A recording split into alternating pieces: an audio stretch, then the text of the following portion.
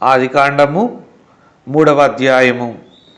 దేవుడైన యెహోవా చేసిన సమస్త భూజంతువులలో సర్పము యుక్తిగలదై ఉండెను. అది ఆ స్త్రీతో, ఇది నిజమా? ఈ తోట చెట్లలో దేని ఫలములనైనను మీరు తినకూడదని దేవుడు చెప్పెనా అని అడిగెను. అందుకు స్త్రీ, ఈ తోట చెట్ల ఫలములను మేము తినవచ్చును, అయితే తోట మధ్య ఉన్న చెట్టు ఫలములను గూర్చి దేవుడు మీరు చావకుండునట్లు వాటిని తినకూడదనియు వాటిని ముట్టకూడదనియు చెప్పెనని సర్పముతో అనెను.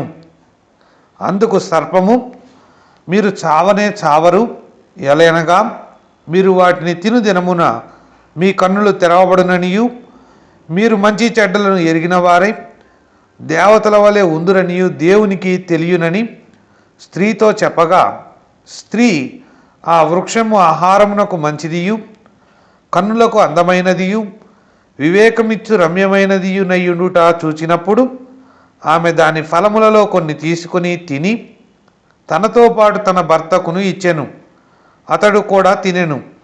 అప్పుడు వారిద్దరి కన్నులు తెరవబడెను. వారు తాము దిగంబరులమని తెలుసుకొని అంజూరపు ఆకులు కుట్టి తమకు కచ్చడములను చేసుకొనిరి.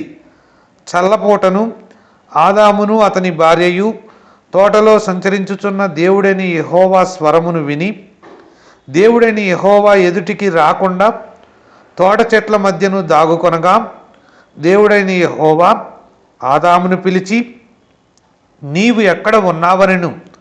అందుకు అతడు, నేను తోటలో నీ స్వరము వినినప్పుడు దిగంబరినిగా నుంటిని గనుక భయపడి దాగుకొంటినెను. అందుకు ఆయన, నీవు దిగంబరివని నీకు తెలిపిన వాడెవడు? నీవు తినకూడదని నేను నీకు ఆజ్ఞాపించిన వృక్షఫలములు తింటివా అని అడిగెను. అందుకు ఆదాము, నాతో నుండుటకు నీవు నాకిచ్చిన ఈ స్త్రీయే ఆ వృక్షఫలములు కొన్ని నాకియ్యగా నేను తింటినెను. అప్పుడు దేవుడైన యెహోవా స్త్రీతో, నీవు చేసినది ఏమిటని అడుగగా, స్త్రీ, సర్పము నన్ను మోసపుచ్చినందున తింటినెను. అందుకు దేవుడైన యెహోవా సర్పముతో, నీవు దీని చేసినందున పశువులన్నిటిలోనూ భూజంతువులన్నిటిలోనూ నీవు శపించబడిన దానివై నీ కడుపుతో ప్రాకుచు నీవు బ్రతుకు దినములన్నీయు మన్ను తిందువు. మరియు నీకును స్త్రీకిని నీ సంతానమునకును ఆమె సంతానమునకును వైరము కలుగజేసేదను. అది నిన్ను తల మీద కొట్టును, నీవు దానిని మడిమ మీద కొట్టుదువని చెప్పెను. ఆయన స్త్రీతో, నీ ప్రయాసమును నీ గర్భవేదనను నేను మిక్కిలి హెచ్చించెదను. వేదనతో పిల్లలను కందువు.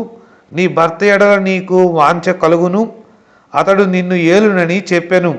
ఆయన ఆదాముతో, నీవు నీ భార్య మాట విని తినవద్దని నేను నీకు ఆజ్ఞాపించిన వృక్షఫలములు తింటివి గనుక నీ నిమిత్తము నేల శపింపబడి ఉన్నది.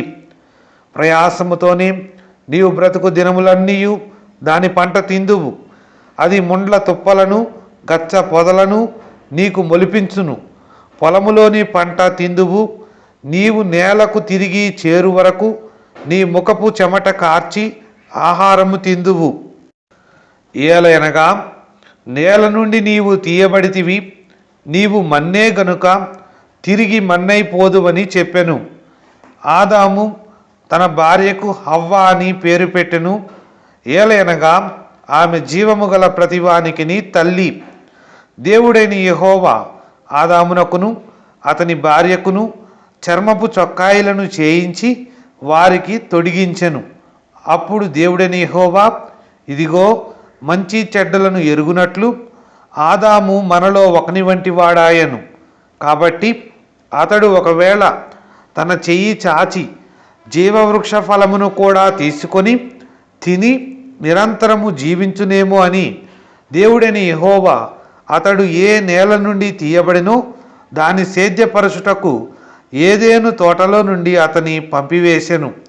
అప్పుడు ఆయన ఆదామును వెళ్ళగొట్టి ఏదెను తోటకు తూర్పు దిక్కున కెరూబులను, జీవవృక్షమునకు పోవు మార్గమును కాచుటకు ఇటు అటు తిరుగుచున్న ఖడ్గజ్వాలను నిలువబెట్టెను.